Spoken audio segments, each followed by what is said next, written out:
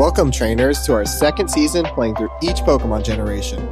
We discovered last week that darkness is triumphant over midnight, as Sean is now the sole owner of Umbreon. My name is Chris, and I'm the last trainer, and I'm playing Pokemon Crystal. I am also joined by my two fellow co-hosts. My name is Sean. I'm the Fire Breather trainer, and I'm playing Pokemon Gold. And my name is Dustin. I'm the Gentleman trainer, and I'm playing Pokemon Silver. And we are known as the Trainer Trio. In our last episode, we acquired the Rising Badge by defeating Dragon Master Claire and venturing into the Dragon Den. In this episode, we are going to finish up every last bit of things there are to do in Johto. We receive a quick call from Professor Elm to get back to New Bark Town. We get to clean up all of our final activities in Johto, go through Victory Road, and take on the Elite Four. But first, before we do that, we're going to be doing something that we did in the first season, which I really enjoyed. I'm not too sure if you guys enjoyed, but it was inspired by Blaine, the 7th gym leader, who had a quiz to see if you're really good Pokemon trainers and on your way to becoming Pokemon Masters. And we just completed the 8th gym badge. So are you guys ready to take the quiz of the Johto region? I hate this already. I'm actually nervous. Sean is kind of our Johto expert here. Well, this stuff is rigged. It doesn't even matter if I get it right. I'm not going to win. So last season, I did have it where it's like decimals. This time, I'm just doing it such that each question you get right is 1 point. So it'll be a little bit easier.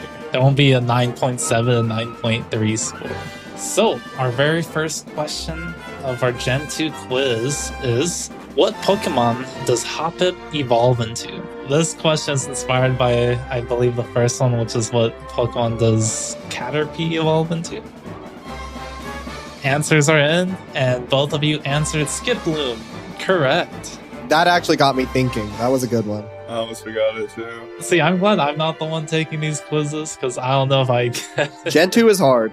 Number 2, if you can, try and get at least 4 of these, but there are a total of 6 new Pokemon evolutions that are introduced in Gen 2 that can only be evolved when traded. So these are trade evolutions. Can you name at least 4 of them? 4 of the new ones that got introduced? 4 of the new ones, yes. Bonus points if you do include the held item required. So we're going through with Sean first, which he said Steelix, Sizer, both need Melcoat. And then Slowking and Politoed both need King's Rock. And Kingdra, which needs, well, you spelled Kindra, not Kingdra. Whoa. 0.2 of a point off. But I'll count it. Needs the Dragon Scale. And then Chris said Steelix with Melcoat, Sizer with Melcoat, Politoed with King's Rock, Slowking with King's Rock, and Kingdra with the Dragon Stone. Whoa, that's wrong, Chris. It's a Dragon Scale, not Dragon Stone. I'm giving Sean 5 points for that. Chris, I'm just going to give you 4 points. The one Pokemon that you were missing was Porygon 2 requires an upgrade, which, I don't even know if we're even going to get that. Not yet, but we have an opportunity later. I don't think we're going to spend our time trying to get that. Next one. Can you name one of the new Pokemon evolutions that were introduced that can only be evolved through Evolution Stone? So they introduced 2 new Pokemon Gen 2 that you can evolve with Evolution Stones. You just need to get one of them for the full points. So Sean said Blossom, and Chris said Blossom and Sunflower with the Sunstone. Wow. So Chris gets 1 extra point for that. What? I didn't know those extra points. We can't give extra points. You didn't say that ahead of time. Oh, bonus points. See, it's already rigged. What? Just do what you find is best, okay? So, next. Who can make Pokeballs, and what does he use to make them? Alright, answers are in, and you both got correct. His name is Kurt, and he makes the Pokeballs with apricorns. Next one, this is lore specific now. Why were Magikarp evolving into Gyarados in Rage Lake when the shiny red Gyarados appeared? So this one we'll have to see, because I don't know if we got a clear answer. But you actually both got similar answers. Chris said radio waves with a question mark, and Sean said due to Team Rocket machine radio waves. So I'm going to give Bonus points to Sean for that one. Because he included Team Rocket. The points are subjective. It's either to subtract points from Chris or add a point. I think you subtract some points from Chris for questioning your point system. If you're not confident, it's wrong. So, next one. Can you list at least 4 baby Pokemon introduced in this generation? There are a total of 8. So, I guess, just like last time, you get 1 point per Pokemon. I don't even know why I say at least 4. I have 7. What's the last one? Alright, you both entered. So, we got Magby from both of you, Pichu, Igglybuff, Togepi, Smoochum, and Elekid. So Chris got Tyrogue also, which is introduced this episode, actually. The one that you guys were missing was Cleffa. Oh, yeah. Can you name the gym leader and the type of badge you got for being them? Oh my god. Oh, so the badge, I mean, we're saying what Pokemon they specialize or no? No, just the name of the badge. The name of the badge? That's harder. Yeah, that's what we did last season. I don't know the names of the badges. I don't know a single one of them. Yeah, this one's taking a little bit. You guys are really thinking. Oh, Sean just entered his. All right, we'll start off with just names because that's all Sean has. Oh, I misspelled one of them. Hold on. No, it counts. Do not deduct me. Deduct. You misspelled it twice, Chris. So we have Faulkner, Bugsy, Whitney, Morty, Price, Chuck, Jasmine, and Claire. Sean actually got all of them. Let me check Chris's. You misspelled Price, Pyrus. I will subtract 1 point. Come on. But that's just because you did the badges. So let's see for the badges what you got. You said Flying Badge, Bug Badge, Plain, Ghost, Fighting, Strong, Dumb, and Rising Badge. Of those, Rising is correct, Plain is correct, and I think that's all you got, Rising and Plain. So that's 2 points for you. Sean did 0 badges. The correct badges in order were actually Zephyr, Insect, Plain, Fog, Glacier, Storm, Mineral, and Rising. Finally, the last question. Who created the legendary Pokemon Suicune, Entei, and Raikou, and what city were they from? Oh, Sean got it correct. Ho-Oh and Ekritik. Chris mentioned Lugia. Come on, Chris. No. Lugia didn't do it. Oh. Oops. You're right. He burns down the tower. That makes sense. So because of that, you guys are currently tied. There's only one way that we can do this tiebreaker. You have to name 1 Pokemon of each of the gym leaders then. Let's see what you guys get. How about their aces? Their aces. Yes, let's do their ace Pokemon. So their strongest fighting Pokemon. You each have 27 points right now. Chris's answers are in. Alright, so let's go for it. So, you both said Pidgeotto, Scyther, and Miltank. Those are correct. Gengar. And then this is the first incorrect one for Sean. He said Mamoswine. Chris said Piloswine. Next one Chris got wrong with Machamp. Sean mentioned Poliwhirl, which is also wrong. It's actually Poliwrath. Then you both got Steelix. And then the last one is Kingdra, which Chris got and Sean did not. So now let me just tally it up. We just fought Claire. I don't remember. Yeah, Mamoswine. That's the Gen 4 Pokemon. Oh. So good job, Chris. He is the winner, the quiz master once again, this time of Gen 2 with 34 correct points. Sean only had 32, so you're off by 2 answers. That was our fun little segment of the Poke Quiz. Let us know if you enjoyed this segment. Let me know if there's any other questions I could do in the future. If I should focus more on Pokemon lore or the specific Pokemon types. So let's move into where we left off from last time. So we actually just came out the Dragon Den, where we end up getting a phone call from Professor Elm, and he says that he has something for us at his lab in New Barktown. So you take Route 45 down, it does lead you straight into New Barktown, which is quite nice, leaving everything a little bit close together. And what do we receive from Professor Elm? We got the Master Ball. Let's see what Dustin uses it on this time, and if he even remembers to mention it. We'll see, because this time we do have some roaming Pokemon, so we know those are going to be difficult to capture, which none of us have caught any of the roaming legendaries yet. So after that, we're pretty much free to go towards the Elite Four. I know there's a little bit of cleanup that we could do.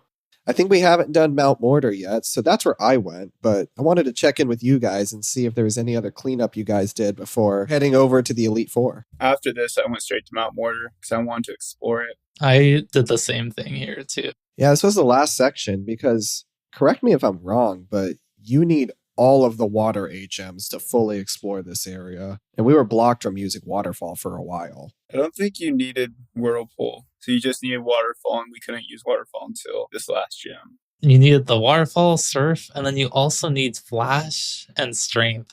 You needed quite the diverse party just to conquer this Mount Mortar. I'm just going to start off and say I hated Mount Mortar so much just because of what we went over, all the HMs you need. And so my party, I think I had to have 2 of my Pokemon out just to have the ones I needed just to traverse. And then just because I'm on the normal Game Boy, I hate all of the Flash areas because even using Flash, it's still pitch black on my Game Boy. So I can't see anything. It was difficult for me on the Game Boy Color too, going in there. It was great on my 4K TV. Boo. Everyone boo Chris. Mount Mortar was a little underwhelming. I mean, it was a fine dungeon. It had some good items. In fact, you were able to get a nugget. You were able to get TM40 defense curl, a dragon scale, rare candy, a max revive. I mean, there were a bunch of good items in Mount Mortar, but other than that, there was not really any new Pokemon that we could get. Oh, you say there's no new Pokemon, but we do have to move into the Pokedex highlight of this episode.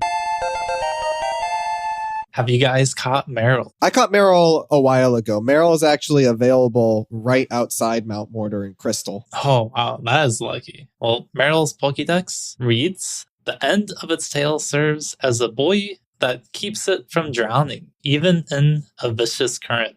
And just thought that was funny because Marill is quite a circular and round Pokemon, so just thinking that only its tail is buoyant is just a funny thing to think about. And apparently the Pokemon type, it is an Aqua Mouse. So just funny how they just add water in front of the mouse to make it its own Pokemon type.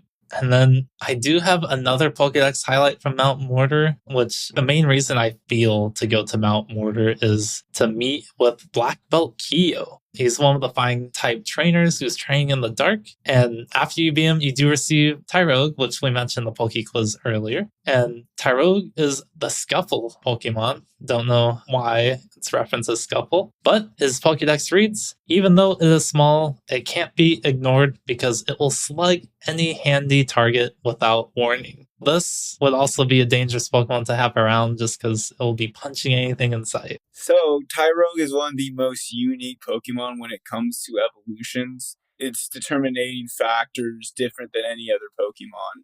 So, it could either evolve into 3 different Pokemon, all depending on its stats, which is just, again, no other Pokemon is like this. If it has higher attack than defense, it evolves into a Hitmonlee. If it has higher defense than attack, it evolves to a Hitmonchan.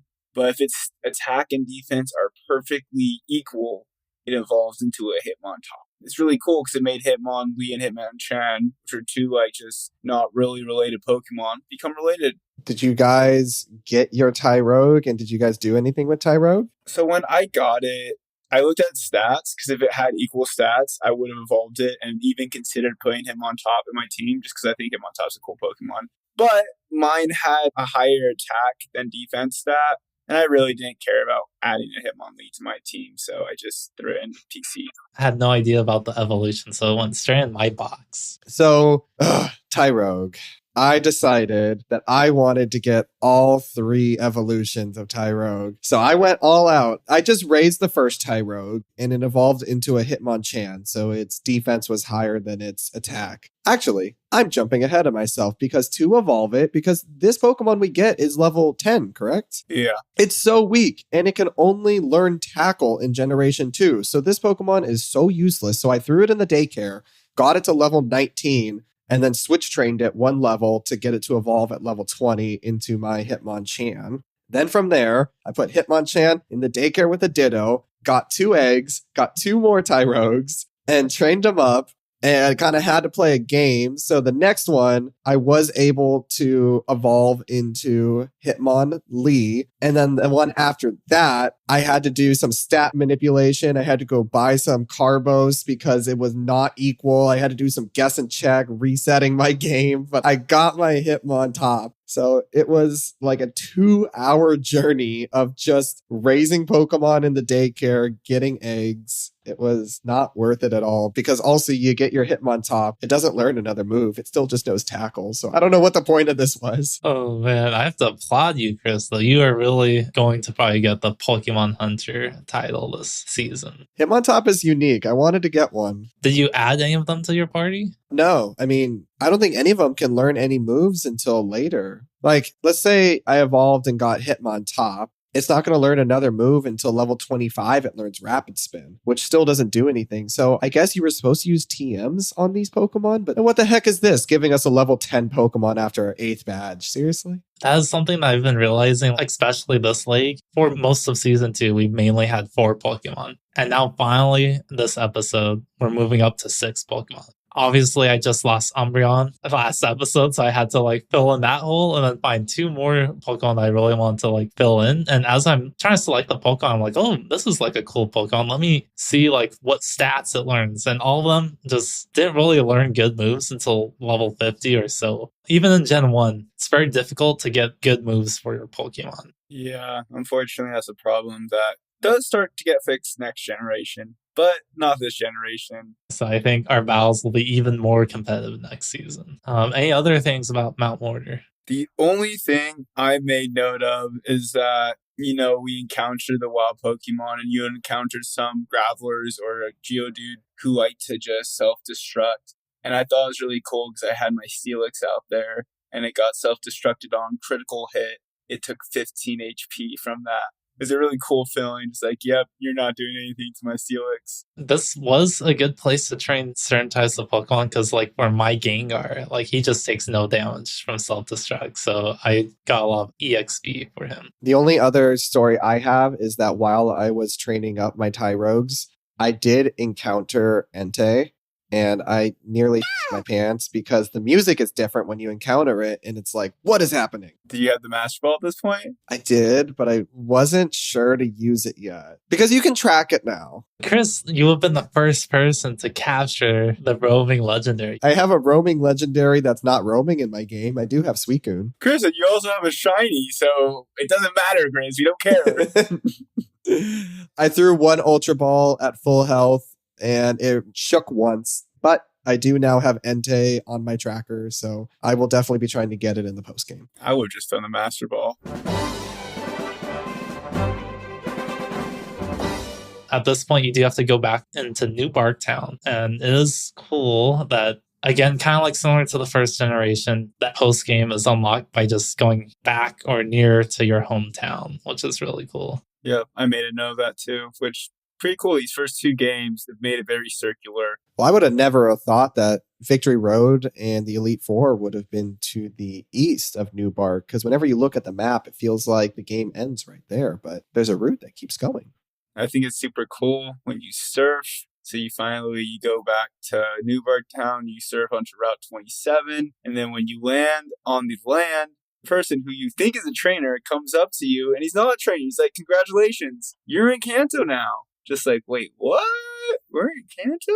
That was cool. I thought the same thing too. At first he saw me and I was like, really? I was trying to ignore him. And then he said that. I'm like, oh, I'm okay with that. This must have been mind-blowing when you played it for the first time. And now, if you look at the map, you see the full Kanto region. I do think that's really clever because I think now you piece it together that the Elite Four is in the same spot as the first game. You were just playing to the west of the Kanto region. I do have to bring up an annoyance, which you do need Waterfall to get to this point. And before you reach the Elite Four, there is no Poke Center. So whatever Pokemon you take, you have to keep. And it was quite frustrating because I didn't assign Waterfall to any of my main Pokemon. So I had to use one HM buddy with me. I also carried one other Pokemon with Fly just in case my Pokemon got low so I could fly back. Same. I had to keep my Vaporeon, which knows all of the water HMs. It knows Surf, Waterfall, and Whirlpool. So I had to keep that on me the entire time. I also thought that was annoying. Otherwise, I did take note of 2 trainers that I fought on this league. There was one guy who had the full Bulbasaur squad and all of his evolutions, which I thought was really cool. And then you also fought another trainer, the Pikachu and the Blastoise. So it's just cool seeing like all the different types of Kanto generation Pokemon now. Oh, one thing I wanted to mention was this was the first time that now, since we have Waterfall, we could see the Waterfall overworld animation. And I don't know, I just think it's so goofy how you spin up the water. It's like really fast too. I don't know. I feel like it could have been a lot better, but it's just goofy. This whole game is goofy. Like when you see the legendary dogs and they just hop away like boop, boop, boop. And did you guys know that Tojo Falls is just Johto with the syllables reversed? Did not. Tojo, Johto, whoa. Okay, good, because I also pieced that together really late, and I thought to myself, they're going to make so much fun of me. So there is an abandoned house around this section too, if you enter it, that inside the house, there's a note on the table. And the note reads, "To my brothers and sisters, we take pride in serving Pokemon trainers. When trainers talk to you, give them something useful." And when I read this note, it was on Monday. So for me, the end note said, "Love, Monica." And then it listed all of the weekday siblings. Did any of you guys read this note? I did, yes. Yes. Did you write down who wrote the note on the day you read it? No. Because I really wanted to see if that like changed depending on what day you read it. I'm ready to head into Victory Road. How about you guys? Yeah. For me, I was just so thankful that Victory Road, you did not have to use Flash, because I just felt there's so many caves you had to use Flash. And right now, for me, I now have Jumpla fully evolved, and that's the only Pokemon I have that uses Flash. And I don't use it for anything else other than Flash or catching Pokemon. This is where we had to go through the gate first to get to Victory Road, right? Oh, yes, I didn't even mention that. Yeah, you go through the gate, which it looks a little different now in Generation 2 than it did in Generation 1. I'll be a little honest here. I was disappointed because even though in Gen 1 it kind of wasted time that there was a checkpoint for every badge, I remember as a kid, I thought that was really fun where it said, "Hold on, do you have this badge? Okay, you're good to go." And you could actually do that ahead of time, even if you didn't have all of the badges. But they just check to see if you have all 8 badges.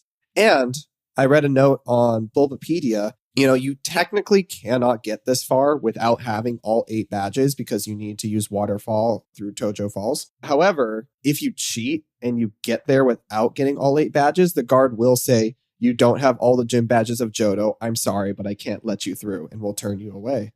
This is an actual in-game check to see if you have all 8 badges. It's not just a pre-recorded line, even though you should have all 8 badges by that point. There are 2 what looks like karate men or guards on either side of the gate. So there are 2 more routes we can access later in the game. However, can't go there now. So yeah, we just go straight into Victory Road. I said Victory Road was a joke because it was. There's no trainers in there. Just a waste of time. I don't know. I thought it was exactly that, a waste of time. Yeah, I mean, do you guys remember the last Victory Road? If you explored hard enough, you found a Moltres. Like, Victory Road used to be pretty cool. Sean's right. This had no trainers. It was short. Well, it had a trainer. Yeah, I guess we'll just go right into that. So at the very end, right before you exit, you do encounter your rival. For me, Sire Vivi, Vincent Vermillion. And he just comes straight in to battle me and says that apparently he has a new Pokemon that is the strongest and the best and will make him invincible. How did your guys' rival encounters go? It was a joke, just like Victory Road. I thought the same thing. I mean, if you look at the levels of his Pokemon, he starts... Well, let's first give him some props. He has 6 Pokemon, so that's good. Half of them are not fully evolved. And he starts with a level 34 Sneasel. This is the final battle before the Elite Four, and we are facing level 34 Pokemon. Dustin was facing that type of levels in like Gym 4 in Pokemon Yellow. I guess it was Sneasel, the Pokemon he was mentioning then, because that was like his only really new Pokemon, being the strongest and best. Sneasel's like not even that good of a Pokemon. I hate to say it, but I love Sneasel. At this point in the game, I did not realize your rival will value at this point. So I was training all of my Pokemon, and I was like, all right, there's the exit. Let me just keep training. because I'm like, all right, the Poke Center is going to be right there. And then finally, when I go up there, he comes to battle me and I only have like 2 Pokemon with like full health. I was like panicking a little bit. So I like put down my Game Boy to start writing down these notes. And I looked back up and the screen was off. It powered down. No. So I would have been very excited to try and really fight through that. But then, of course, I had to restart and I went in already knowing what was going to happen. Anyways, after you beat him, he does mention that he's finally starting to learn what Lance told him, the proper way to start treating Pokemon. It's just like throughout this whole generation, everyone's just been telling him, hey, treat Pokemon better. And now finally, right before the Elite Four, he's like, all right, maybe I should listen to these people. So how do you guys feel about your rival so far? And I'm pretty sure that you will encounter him again at some point in the game. It's not the end of his story, but personally, I don't think he was that good of a rival, at least compared to Blue. Blue's definitely one of the top tier rivals in the Pokemon franchise, which unfortunately is not really saying much, but still, comparing him to this new rival, I don't know, it's because there's just nothing really there. Which I feel like even in the remakes, it still was a little empty, which they tried to fix with like events to try and make a more fleshed out rival. But why does he care so much about you? Yeah, I agree with that because I guess for whatever reason, we don't even know why he wants to become the best Pokemon trainer in the world because he's just stealing Pokemon, not training them right, and trying to battle people. And almost everyone we encounter tells him that he's a bad Pokemon trainer. At not one point did I think like, oh, this is actually like someone I want to beat or someone who I think can beat me. Whereas like Blue in Generation 1, if you go into like every gym, you find out, oh, like he's already been here. He's always one step ahead. So he always made you feel like, oh, like you really have to like keep going forward if you want to beat him. And I read stuff online a lot that nowadays Pokemon rivals, they're usually your friends and stuff like that. And everyone says, oh, if you go back to Gen 2, this guy was a jerk. That's how rivals should be. And I'm thinking, yes and no. I understand getting annoyed that a lot of rivals are just your friendly buddy nowadays instead of rivals. But I think they took it too far and made this guy just a jerk and one-dimensional, and I really like how they did it in Blue a lot better, where he was your rival. I mean, he was a jerk, but he wasn't an inherently bad guy. He just wanted to be better than you, which that's a rival. This guy is just a jerk. I feel like they could have really turned this around if they made his story at the end, make him turn into like a Team Rocket member, because he does steal Pokemon and he does treat them poorly. So I thought that would have been the only like saving grace for me is if they really showed that happen. Which that would have been a really cool idea if they did do, but nope. Final point on Victory Road, there is one really good item you can get there. TM26 Earthquake. I'm going to use this Earthquake to segue a little bit to go off on something. So after I completed the Victory Road, I decided it was time to train my Pokemon up to do the Elite Four, get my Pokemon up. And so I was training, you know where the house was on, so it's Route 26, the house to heal. Anyways, I was training out there and I encountered a shiny Sandslash. What? I knew Sean would be the first person to get a shiny Pokemon. Chris almost got us last time. I think it's funny we mentioned the shiny thing because it happened to me. I was the first, which also is really funny because before this happened, I encountered a normal Sandslash and it made me think to Chris's Sandslash and I was like, oh, I hate this Pokemon. And so I caught it and just named it just No, put it in the box. I'm like, all right, this is a waste. And then I get the encounter for the shiny. And so I caught it. I named it Sandslash. Oh. And so to make this all connect, I had already gotten Earthquake and gave it to one of my Pokemon. Oh, no. Had I not, I would have put Sandslash into my team, probably taking away Steelix, which would have been sad, but it just makes the most sense. But it learns like nothing on level up. And so I know it would just be a horrible Pokemon to have in my party if I can't give it Earthquake. So unfortunately, Sandslash will not ever be in my party. But let the record show, I got a full odd shiny as well back before they even got adjusted. So what are the odds in this generation? 8,000 to 1 or something like that? Yeah. Wow, that is really crazy. It's funny too because Dustin and I are the Pokemon hunters. Like we're catching 130 plus Pokemon and Sean's just kind of playing casually, and boom, he's the one who gets rewarded. Then I really want to see, too, the time, because I'm pretty sure both of you have played a lot more than me, too, so it really isn't fair that I probably having the lower encounters that I got the shiny. So what was your reaction when the shiny appeared? Casually, when I was playing, I'm like, oh, I wonder when one of us will get a shiny. Probably like in a couple generations or so. Like one of us has to. Like I'll see it down the road. Like you just have that thought. And then like I stopped thinking about it for like 5 minutes. And then bam, I see the sparkle. I'm like, no way. Like what? I was really excited at first, but then I thought, wait, I literally just used Earthquake. So there's no way I could add this to my team. Like that's so sad. That's still so exciting, though, and I'm glad that one of us got a shiny in the first generation, and hopefully we can all get at least one every generation. That is high hopes. Going into the Indigo Plateau, the only note I have inside the Pokemon League building before we go into the Elite Four is that there's a guy with an Abra that can send you back home. So you can't, from here, fly back to Johto. You have to use Abra to go back to the Johto region. He'll send you to New Barktown. And then from there, if you want to fly back to the Elite Four, you do have to swim and basically go to the other route before you can fly. So it's a little annoying to get back to Victory Road. Yeah, I'm going to be honest. I just tried to fly and saw that I couldn't. So I'm like, well, this is stupid. We're trapped here. And it didn't take up until I was going to challenge the Elite Four. I saw that Abra. I'm like, wow. I saw that too. I thought that was really frustrating. I have two small things. One, so when you leave Victory Road, you are technically in Route 23, which is a route from Kanto, like the first games. It technically is the shortest route in Pokemon history. It is 17 tiles from when you walk from Victory Road into the Indigo Plateau. I don't know why they decided to designate it its own route. And then in the remakes, because it was so short, they don't even consider it a route anymore. They just consider yourself in the Indigo Plateau once you leave Victory Road. And then I wanted to talk real quickly because my two fellow co-hosts mentioned a level cap when we were about to challenge the Elite Four. And at this point, my Pokemon were level 40. And I thought, well, I've done just about everything I think you can do. I'm sure their Pokemon are around the same level. Maybe I'll level them up 1 or 2 levels. And I said, maybe a level 45 level cap would be good. And Sean texts back, oh yeah, my Pokemon are already level 45, so that's perfect.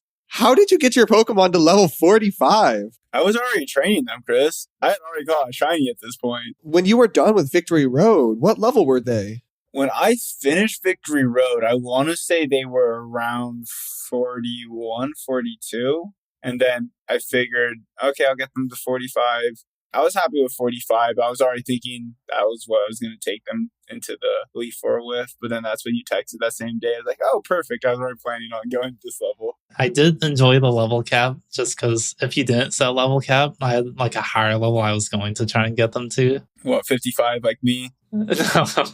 At this point, when I beat Victory Road, I had probably 3 Pokemon I knew I was using, and they were all about like 43 to 44. So they were good. The other 3 were very low level. I spent a lot of time leveling them up and wanted to make sure we at least got them to that cap. Would you guys like to go into our Pokemon parties, the ones that we're taking in? And I can start just because I did get all of my Pokemon to level 45. I have Admiral Tut, the Feraligatr, Rear Admiral Scar, the Gengar. We brought back Lieutenant Hercule, the Heracross. I believe Heracross is actually the Pokemon I taught Earthquake to, just to give it some nice type advantage there. We also brought back Captain Chomp, Girafarig.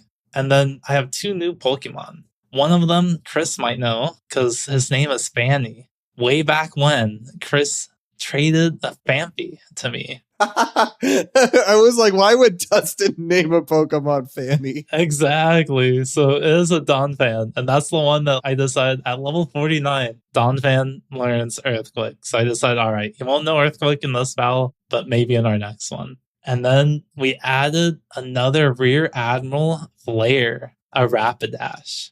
So we'll see how he does in our Johto Battles. Sean, you go next on the levels. I think my levels are not good. Oh, but you gave us the level cap. You should have reached it. Yeah, mine were all level 45 going into the Elite Four. Okay, before we get into Sean's team real quickly, how many hours did this take you guys to train? I didn't keep a time of like how long I was training for, but it took at least like a couple days to train. This is your fault, Chris. You gave me a level cap. I'm not going any level lower than the level cap. I trained for an entire hour and got bored, but Sean, talk about your Pokemon. All right. All my Pokemon are level 45 going into the Elite Four. We have Milkers the Milk Tank. We have Cinder the Typhlosion. We have Thinker the Slowking, Pikafluff the Ampharos, Rocky the Steelix, and everyone's favorite Umbreon, Darkness. Darker than midnight. Darker than midnight. Wow, so you don't have any new Pokemon. I was debating it, but would have been the Hitmontop, and that just didn't happen. This game alone, I did not have much variation on my team. I think every Pokemon I brought into my team stayed the full time, because 2 of my Pokemon were trade evolutions, so I went through all that work to get them. No need to get rid of them. All right, Chrissy, share how underleveled your Pokemon are. So all my Pokemon are level 42. Oh, wow. You should just let that be the level cap. Yeah. It's funny, when I said 45, I was thinking, they're not going to get that high. But my team has not changed for a while, actually. So it's Maggie the Magmar, Shucks the Shuckle, Teddy the Ursaring, Wagyu the Politoed, Chica the Meganium, and ESPN the Espeon. And they're all 42.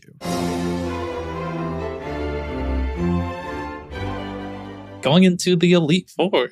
First note that I have is when you enter each room, the doors behind you kind of just slam closed and the whole screen shakes and really makes you feel like you're going into this dungeon facing off against the final boss and you're locked in with that person. I was also excited to go into this just because I actually had no idea who was in the Elite Four in Gen 2, so I didn't really know what matchups I was getting into. And since we also have the new rule where you can't train against the Elite Four, you have to save beforehand, and if you faint, you basically have to reload your save so you don't level up your Pokemon. I was trying to really take this strategically and decide all right, what does the room look like? Is that the type of Pokemon they're going to use? And in the very first room we enter, I was like, all right, this looks like it's an ice/water type gym, just because there's a lot of ice on the side, or water, whatever it looks like. So I did decide to choose Gengar to go out first, which the reason being he has Thunder Punch now.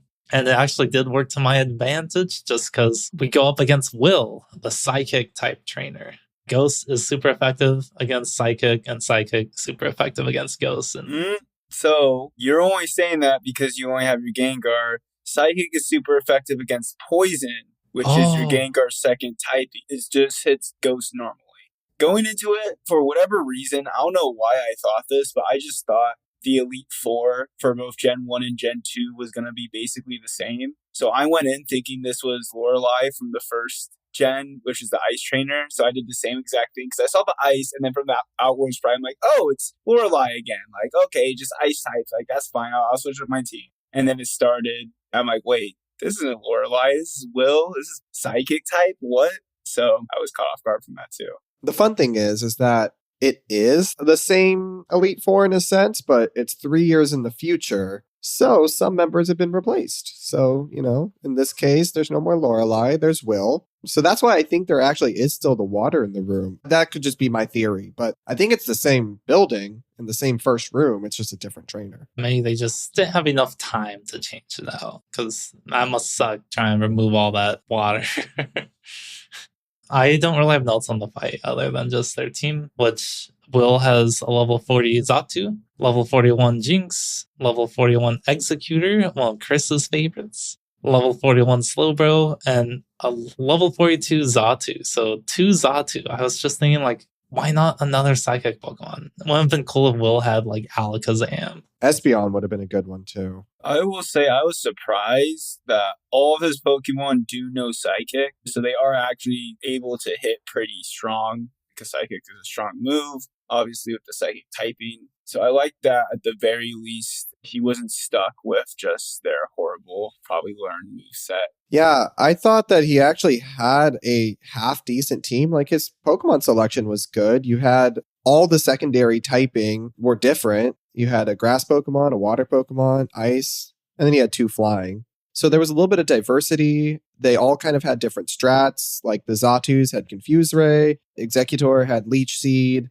Jinx had Lovely Kiss, and then the Slowbro had the Curse and Amnesia to raise its defense. So I thought there was some strategy there. Unfortunately, I think Will falls a bit flat though, because like Xatu, they both have quick attack. Jinx has double slap. I mean, there's some real stinker of moves there. Only note I have is Slowbro was the only Pokemon that was able to take one hit from Gengar. So my Gengar only took one hit before I was able to beat this gym. So you just swept with Gengar then? I did, yes. I had a strategy of each Elite Four member of throwing out Shuckle first, no matter the typing. This one did not make it past the first Xatu. But essentially what happened was is he started off by using Confuse Ray. I used Defense Curl because, I taught my Shuckle Defense Curl, so its rollout could be a bit stronger. By the time I started using rollout, it started hitting me really hard with Psychic. So I got 2 rollouts because one of the turns I hit myself in Confusion. I died to 3 Psychics. So after that, I threw out Espeon. And Espeon knows Bite, so it just bit its way through each Pokemon. I started off very similar. I had Milk Tank out first because, again, I thought this was Lorelei. I want to just do my rollout strategy like Chris, you're doing. Just want to do the same thing.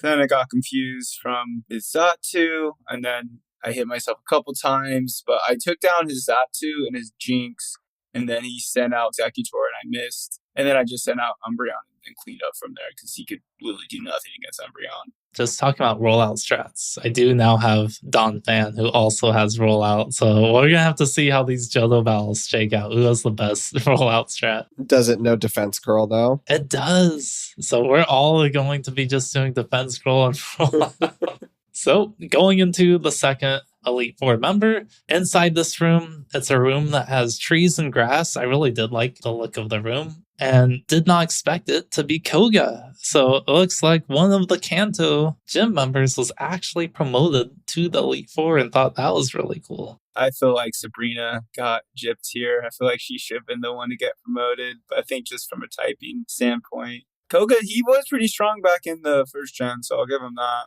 I feel like his Pokemon actually got weaker. Like, yet again, these guys are all dealing low level 40s here, but I digress. His Pokemon team was Ariados level 40, Fortress level 43, Venomoth level 41, Crobat level 44, and Muck level 42. So his highest level Pokemon was Crobat level 44, and yellow, his Venomoth was level 50. I wonder where that Venomoth went. Too strong for the Elite Four.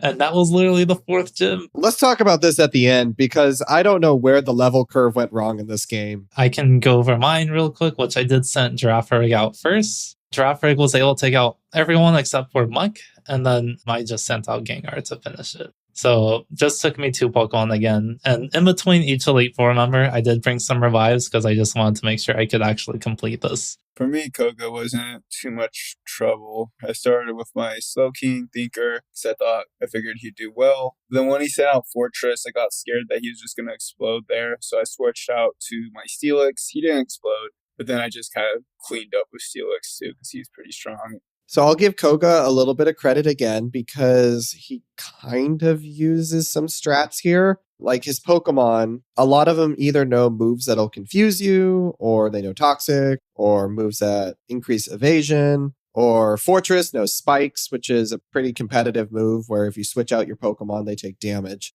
I started with Shuckle again, and I did my first Defense Curl, and he's being a little jerk and using Double Team with his Ariados. So I'm having a hard time hitting my rollouts. It uses Giga Drain twice. And then it just gets bored and decides to Baton Pass. And for all those who don't know, that means that the stat changes move on to another Pokemon. So he Baton Passes to Fortress. So Fortress knows Spikes, Protect, Swift, and Explosion. So imagine using Swift against a Shuckle that's used Defense Curl. It's doing 1 HP every turn.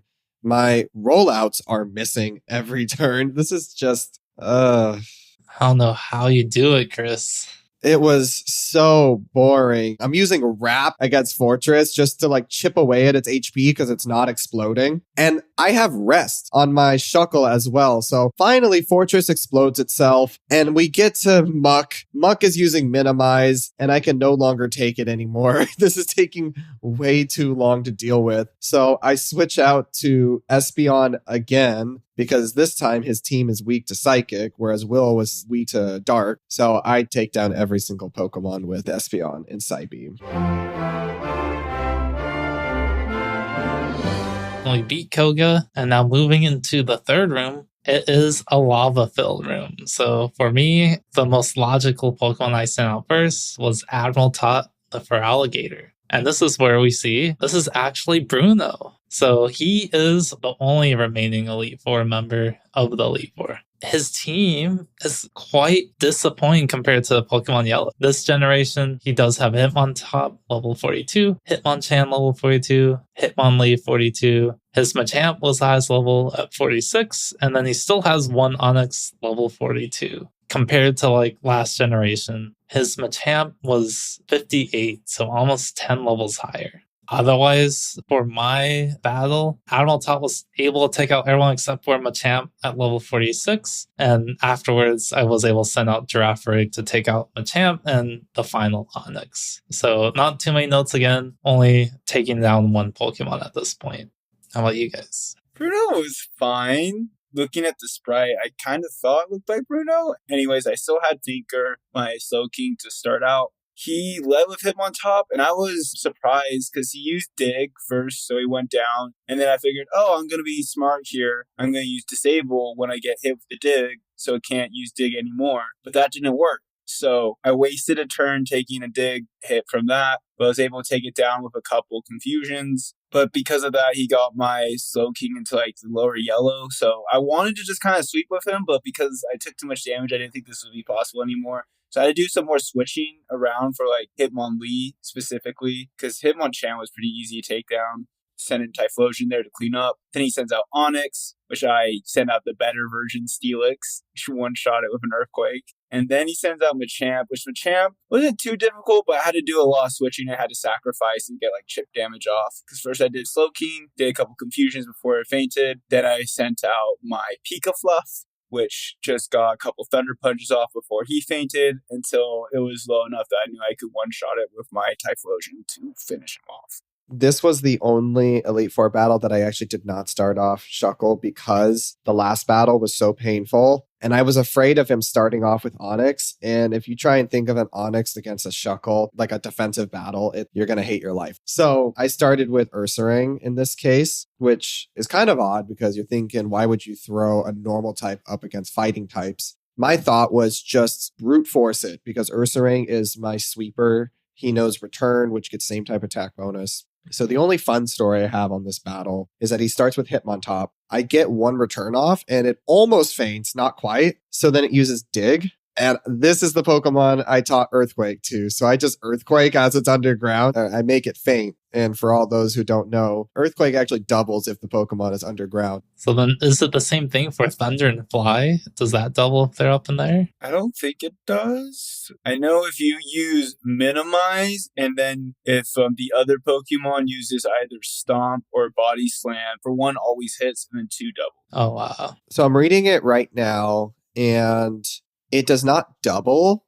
However, you can hit the Pokemon if it's in Fly, Bounce, or Skydrop. So yeah, it took down Hitmontop easily. I went up to Hitmonlee. I used one return. It didn't faint, but then it used High Jump Kick on me, and it got me down to 36 HP. He threw out Hitmonchan. It used Mach Punch on me, so my Ursaring fainted. So for the third battle in a row, I bring out Espeon, because yet again, Psychic is super effective against this type, against fighting. So from there, Espeon sweeps all the rest of the Pokemon, including Onix, because Onix has horrible special defense compared to its regular defense. And I will say the only thing of luck that I did have is that he threw out Machamp, and I was a little afraid of this Pokemon because, Machamp could be a little bulky, but I did use Psybeam. And I was able to take it out in one shot. Looks like you guys are really enjoying those EV evolutions. Umbreon's great. Espeon, if you just teach it, Bite, and Psybeam, you can sweep the first three Elite Four members. That's what I'm figuring out. Going into our fourth and final Elite Four member, we have Karen, who is the Dark type. I was just trying to figure out what type of Pokemon trainer this was going to be. Obviously, none of the rooms really resembled who they were. I felt this was the most disappointing one because it was literally just like a stone cobblestone area. There's no decorations, no elements. The overworld kind of looked like Agatha, kind of like this older lady, but then when you get into the battle screen, it's actually a younger lady. So that very much surprised me. Going back, so after I fought Bruno again this entire time, my brain is convinced this is the same Elite Four that we just had.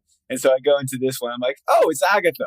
It's going to be Ghost. Fine. I'll start off with my Umbreon because Darkness will do great here. And then I have in my notes because it says Karen, ? Not Agatha, Dark type. So I was not prepared at all for this. And I mean, going into the team, even though they are the Dark type trainer, they only have 3 Dark type Pokemon, which they have Umbreon level 42, Vileplume level 42, Murkrow level 42, Gengar level 45, and the highest level Houndoom level 47. But Dustin, you said they only had 3 Dark-type Pokemon. Those are all the Dark-type Pokemon that got introduced in this generation. Oh, I didn't realize that. Other than, I guess, Houndour, the pre-evolution. It's not a lot, but it's all the Dark types. I guess going to this battle, I did have 2 Pokemon faint. I had my Donphan and Heracross I used in this time, and both of them did faint. And this was the one time Elite Four member used a max potion for me. They didn't use any potions previously. The only things of note with Karen is I definitely had to do a lot of switching around. So her Gengar and my Typhlosion were going against each other. And my Typhlosion actually outsped Gengar, which I was surprised about because I just assumed Gengar would outspeed him. Something of note is both my Typhlosion and my Pikafluff get paralyzed during this fight, which might come important later on, but they both get paralyzed. I also made note that her Murkrow did so much more damage than I was anticipating. I think it got 2 faint attacks off of my Pikafluff, and it got me a little bit below half, which I was just so not expecting it to do that much damage. And then Houndoom was a little troublesome. I had to throw out my Thinker, and I had to just barely survive a crunch to get back a Surf off to eventually beat Karen. And I guess just talking about Houndoom real quick too. I really did like Houndoom's sprite. I think this is the first time you see a Houndoom in the game. And it is kind of a bummer that you can't capture Houndoom in Johto. You have to wait until Kanto to capture them. I would definitely add one to the team if I could, but now I already have my rear Admiral Flare, so I can't trade out. I think Murkrow's also not available, which is ridiculous. So we're only able to encounter 1 Dark-type Pokemon. Yeah, that's not even encounter. That's if you're planning correctly and you can evolve it at night.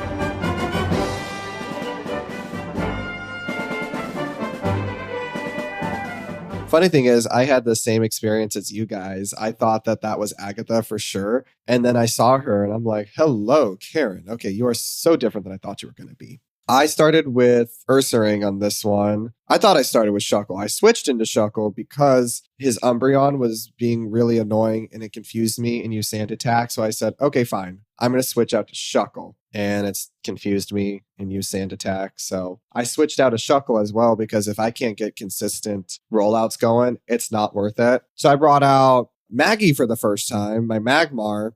And so I'm using Flamethrower, so that works. I go up against its Gengar, and I do get paralyzed as well from Lick. And side tangent, this Gengar is horrible. It knows Lick, Spite, Destiny Bond, and Curse. That is horrible. Like, let's talk about the Gengar that we fought with Morty, who knew Shadow Ball, Mean Look, Hypnosis, and Dream Eater. That was a good Gengar, and that was forever ago. I don't know why they gave us a really, really dumbed down Gengar that strongest move is Lick. I'm able to take it down with a couple flamethrowers because I also threw out a Sunny Day, so my flamethrower was really strong. From there, though, I did faint to Murkrow, which Murkrow was, like Sean said, a lot stronger than I expected. But I threw out Teddy again, and it went through everyone with either Return and then Houndoom. I was able to use Earthquake, and I took it down in one turn because it's super effective against fire types. All of these trainers have been annoying. A lot of confusion, a lot of evasion, a lot of things that are just... If you played this person on the playground, you'd say, wow, you use little kid strategies.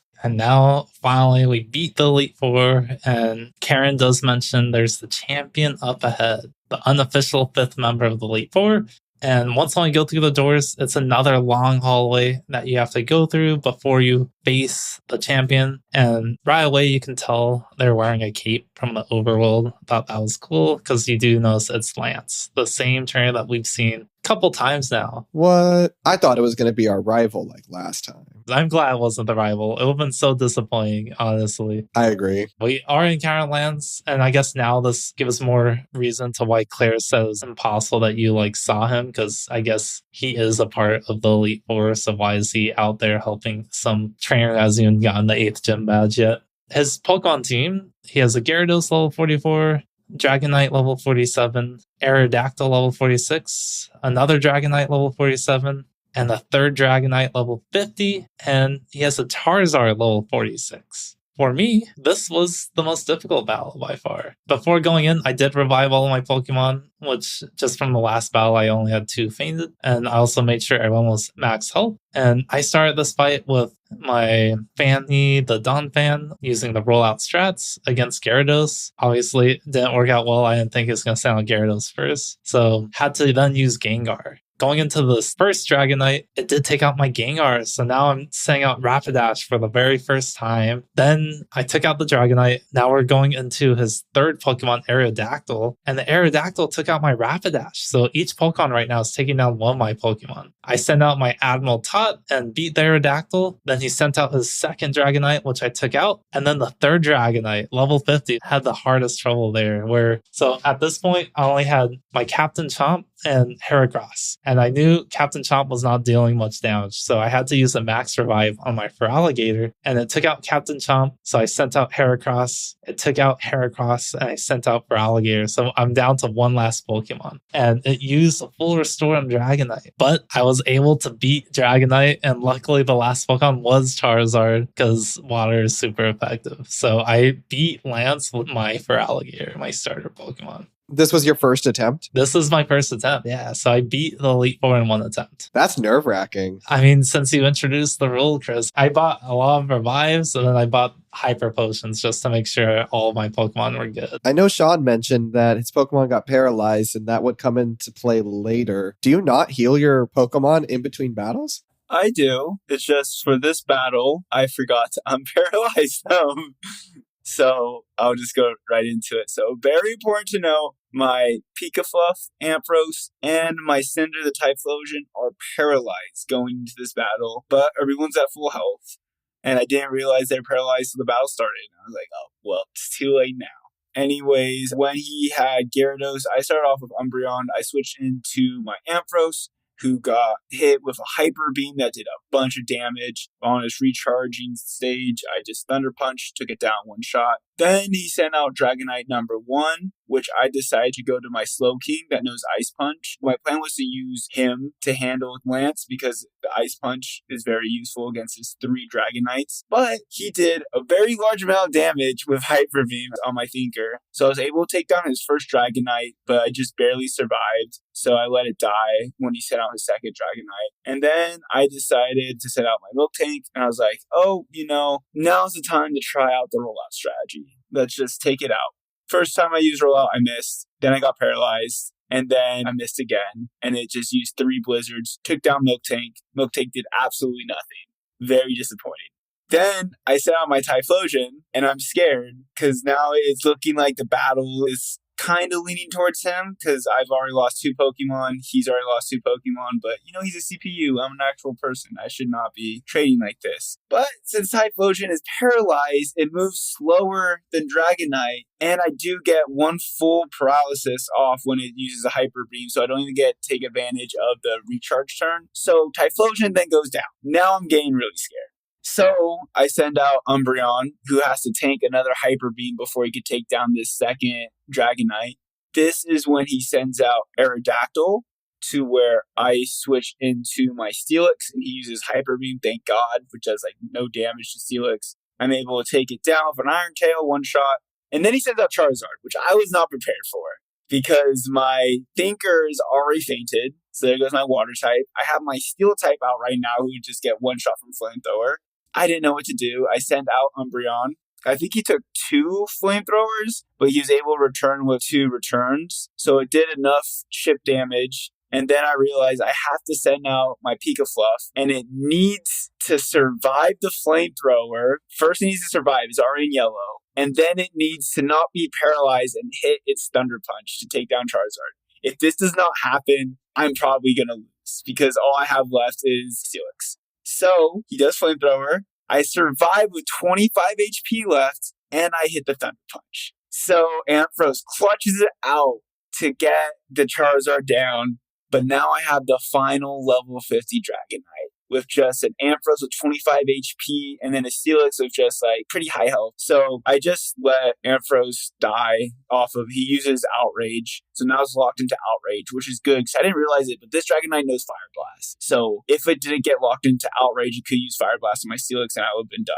Anyways, I sent out Steelix. Steel does resist Dragon, but Outrage still does a ton of damage that I was not anticipating. It probably does around like 30 to 40% damage. So it does that on the first Outrage. I use Iron Tail, which is a 75% accurate move, but it also does 100 base damage and it's a Steel type. So it's Steelix's strongest option against this Dragonite. I figured I need to use the strongest moves because this is looking like it's going to come down to the wire. So I use Iron Tail. I hit the first time and I get the defense drop. So that's huge. But then I realize I'm going to likely have to hit this next Iron Tail because if he gets a critical hit, Steelix is dead.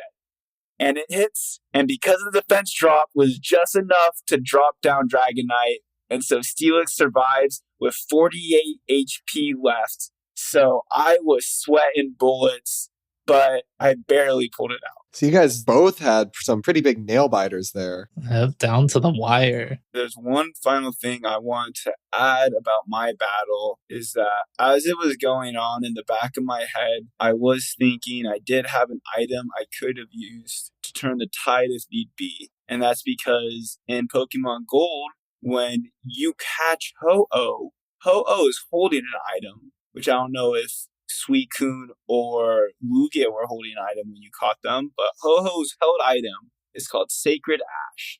And what Sacred Ash does is it revives every Pokemon in your party. So when I was going up against the Dragonite, I was figuring if I miss on any of those Iron Tails, I would have used the Sacred Ash, revived my entire team, and then ganged up on his final Dragonite with my team. But I didn't have to do that, which I'm glad I didn't because I would have felt a little cheeky if I did. But that's something I have that maybe I'll pop in the future if we have any hard battles, but I doubt it. That's really useful. That's crazy. I'm going to have to check out Lugia if he's holding any held items. I know Suicune wasn't, so that's lucky. I didn't get access to the Sacred Ash. How about you, Chris? Me, real quickly, to comment a couple things on Lance. One, pretty good music. I do like how they've continued the idea that the champion has its own unique battle theme. So I really liked Lance's music because his felt like a pretty epic final battle music. Two, is anyone going to mention that Dragonite doesn't evolve until level 55? Yes, 3 illegal Dragonites. What is this? I'll give him a little bit of credit because all 3 Dragonites, as we've talked about, are a little different and you don't know which one you're going to face. They all know a dragon type move, whether it's Twister or Outrage. 2 of them know Thunder Wave. All of them know Hyper Beam. And then one knows Fire Blast, one knows Thunder, and one knows Blizzard. So you never know which Dragonite you're going to get, unless you got the level 50. So going into my actual battle, I started with Aw Shucks, of course, and he starts with Gyarados. And I was really annoyed because the reason I started with Aw Shucks is because all of his team, they may not all be dragon types, but they are all flying types. So I like to believe Lance is actually the flying type leader, not the dragon leader. But I used Aw Shucks. I started with my defense curl. He used Rain Dance. I used my first rollout. It did maybe like 1/8 of the total HP, and it used Surf. And I surprisingly did survive the Surf, but I had 30 HP left. So second Surf, I'm out. So Aw Shucks, you've been a fun experiment during this time, but man, you're not that viable.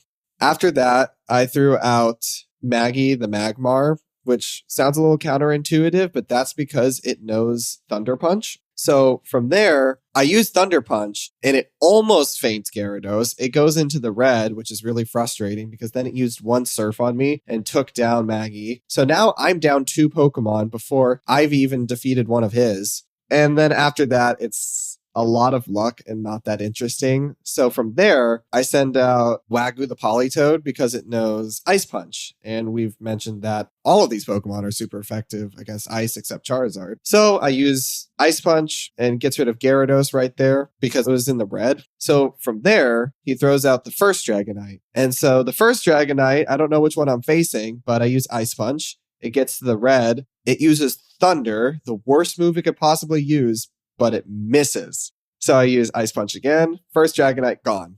Brings out second Dragonite. Same thing. I use Ice Punch. This time it freezes, so it can't do anything. Ice Punch again. Second Dragonite, gone. Now he brings out Dragonite number 3. I use Ice Punch. It just goes down. That was a critical hit that time. So I take out all 3 Dragonites without taking a hit, just with Ice Punch. Then he brings out Charizard, and I use Surf, and it goes down immediately. So that just leaves Aerodactyl now. So Wagyu has been sweeping his entire team. So I think I used Ice Punch because I was thinking that it was quad weak to that, but it did not get rid of Aerodactyl. It got it to yellow health.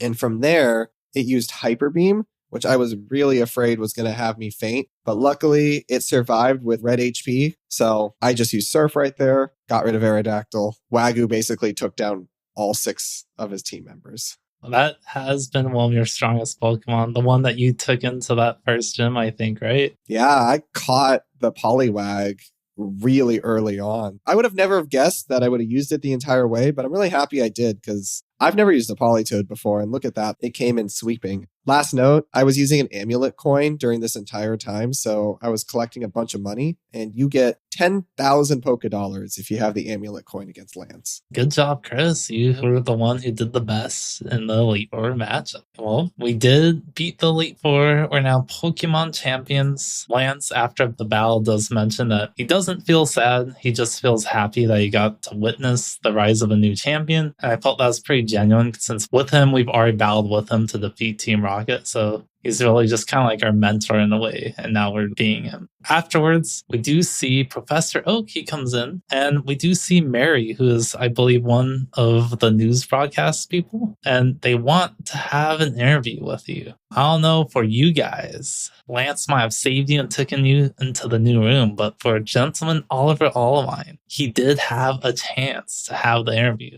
Would you guys like to hear his interview? What version of Pokemon were you playing? No, go ahead. The one with the mayors, obviously. Gentleman Oliver Olivine said, what a journey has been. Who would have thought that a retired mayor from Olivine City, better known for town meetings and ribbon cuttings, would end up here? Johto's Pokemon champion. Certainly not I. When I first set out, it wasn't with grand dreams of glory or titles. No, I simply wanted to see the world beyond our lighthouse, to meet the wonderful Pokemon and people that make our region so extraordinary, not like Vermilion City over there in the Kanto region, obviously. Along the way, I did discover something remarkable, that each battle and each new Pokemon encounter, each town, and even the odd detour or dead-end route, they all taught me lessons about courage, resilience, and a healthy appreciation for keeping and awakening in my bag, since one of our rivals really likes to use hypnosis. So to stand here now as the champion of the Pokemon League is both humbling and, dare I say, a bit unexpected. After all, my initial plan was just to retire to a quiet life, perhaps even open a tea shop, before I just noticed some Pokemon trainers roaming through the town and decided maybe I should try that. So, to all the trainers out there who dream of embarking on their own journey, I say this: never be afraid to step outside your comfort zone. Now, if you'll excuse me, I believe it's time for a celebratory cup of tea, and perhaps a well-deserved nap. As Gentleman Oliver Olivine signing off.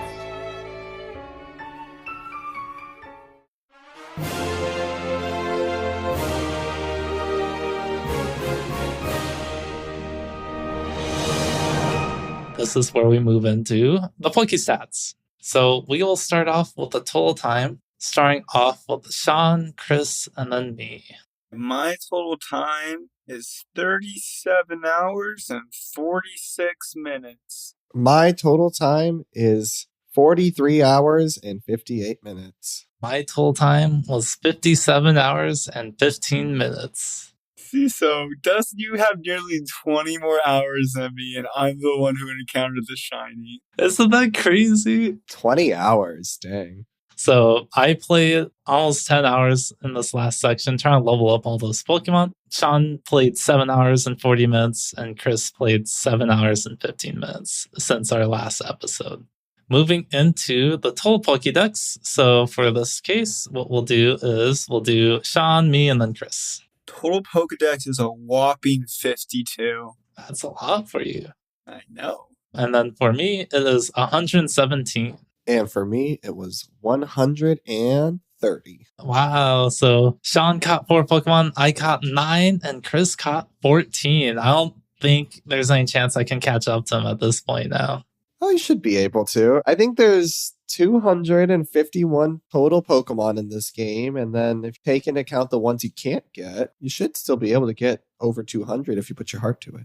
We'll see. I'm not breeding Pokemon. Even without breeding, I have more than 10 hours played over you, Chris. And then finally, average Pokemon level. So, my first Pokemon, the All-Star Aw Shucks, at level 42. I played him every battle, but he could not level up because he couldn't defeat anyone. Then you had Maggie the Magmar, level 42. Also underwhelming. Teddy the Teddy Ursa gained 1 level, level 43. Wagyu the Politoed, level 44, gained all of its levels against Lance using Ice Punch. Chica the Meganium, bet you forgot I had that Pokemon. Level 42 because I did not use it. And ESPN, the Espeon, level 45 because it was a sweeper. We're just going the order that I had them in. So Darkness, the Umbreon, at level 47, because he did a lot of work. Cinder the Typhlosion at level 45. Milkers the Milk Tank at level 45. Pika Fluff the Ampharos at level 46. Rocky the Steelix at level 47. And finally, Thinker the Slow King at level 46. I had Admiral Tut, the Fraligator at level 47. Rear Admiral Scar, the Gengar, level 46. Lieutenant Hercule, the Heracross, level 45. Captain Chomp, the Girafarig, level 46. Fanny, the Donphan, at level 45. And finally, Rear Admiral Flare, the Rapidash, at level 45. So going over those levels, Chris and I leveled up about 6.2 since our last episode, and Sean leveled up about 7.7 levels. Average Pokemon levels, gotta add that disclaimer.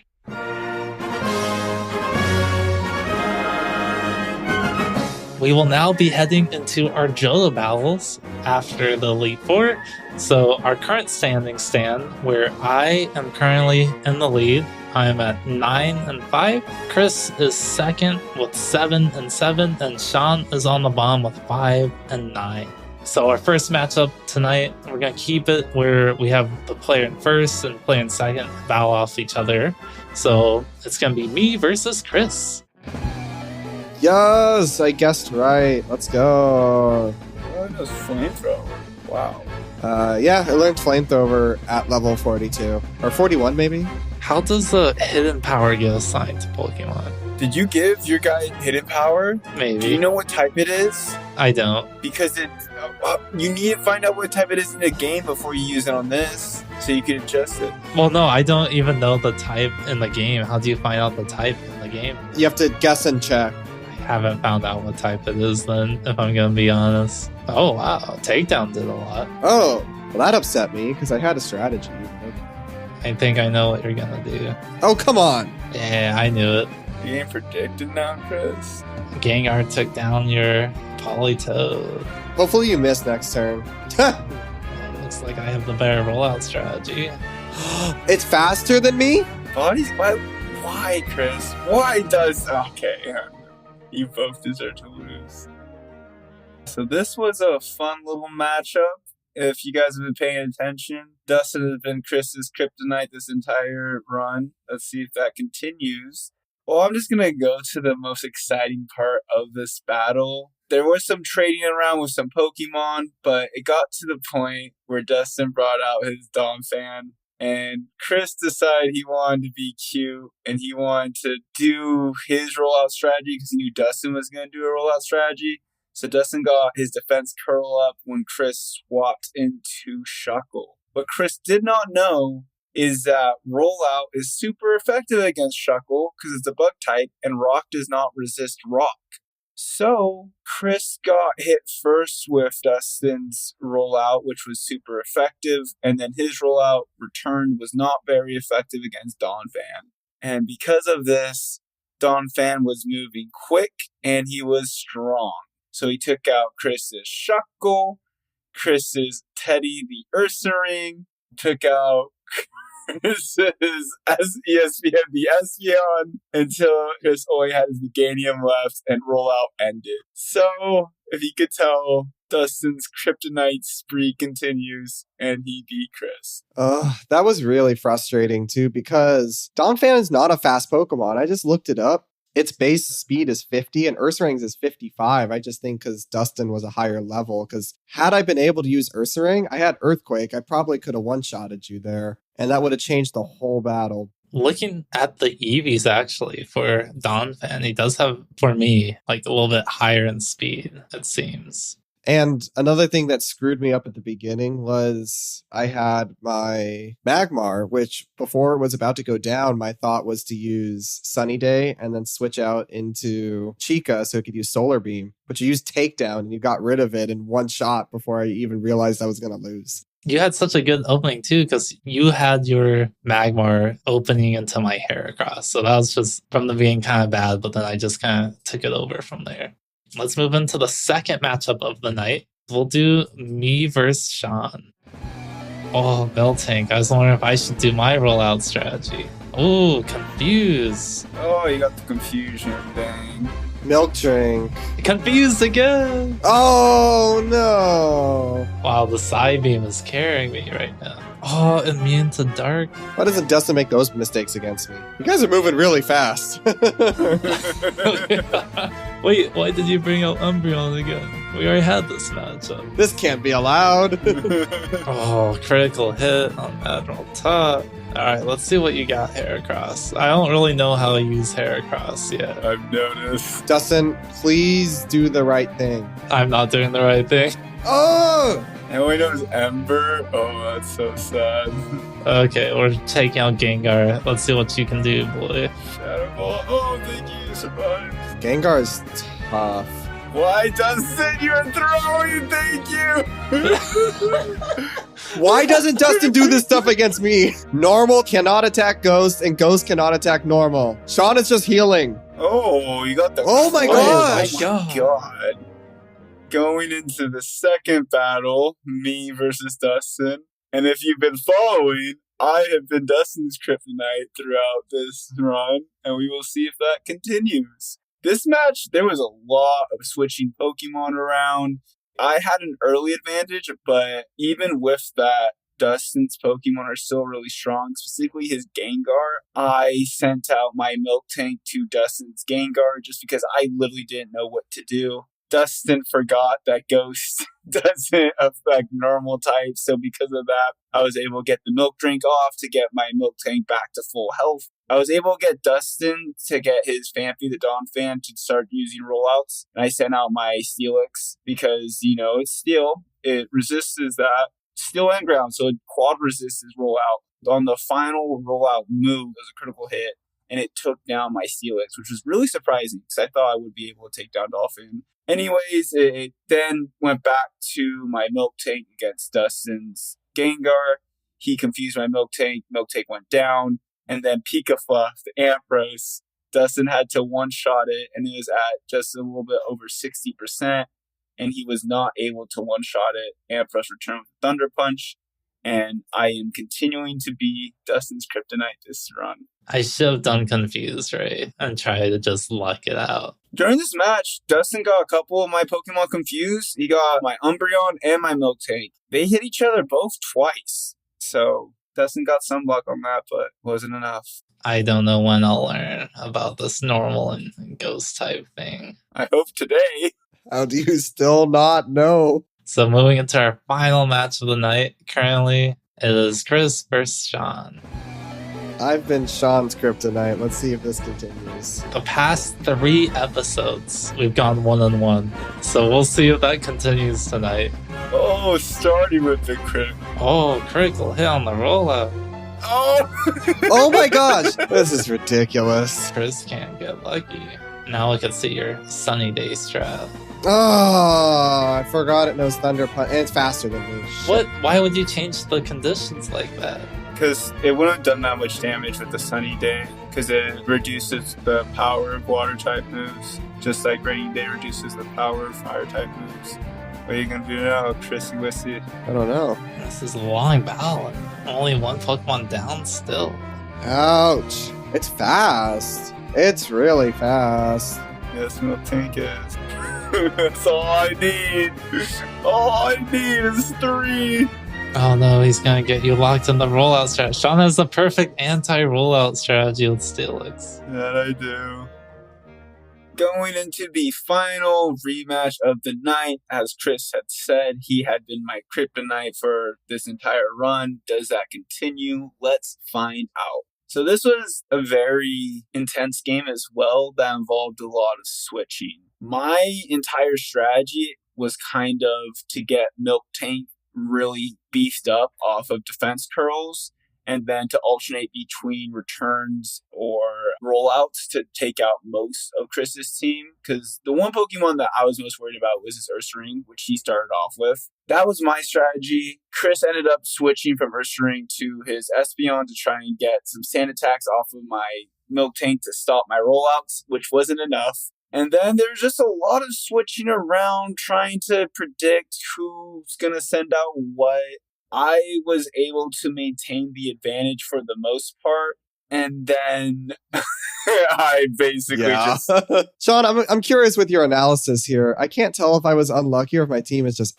Honestly, Chris, I have been thinking about how to beat your team. And so I knew going into this how to take down each and every one of your Pokemon. Because you have been beating me this entire time and it's been pissing me off. So I knew you were going to start with Ursaring, and I knew that you hit harder than my Miltank. So the only way that Miltank could beat Ursaring is if I got multiple of the defense curls up. I knew Umbreon is only there for your Espeon. And so when your Espeon went down without me even using them, like, oh, Umbreon is just a free Pokemon now for anything else. I also knew you were going to give your Ursaring Earthquake because it just made the most sense. So I knew I couldn't use my Steelix to take it down, or at least I need to get enough chip damage off for Steelix to take it down before that. I also knew that your Shuckle was just a waste of space, and so that would be a free switch into my Steelix whenever I see that. For you, Chris, I have a strategy for each and every one of your Pokemon of how I know I'm going to take them down. Not so much for Dustin, because Dustin I was only worried about his Gengar. That's the one thing that I still don't really have an answer for. It's just I have to hope Dustin misplays, which he's been doing consistently so far. I need to get rid of Shuckle. Like, at this point, it's not doing anything for me. You really should have gotten rid of it, like, after the 3rd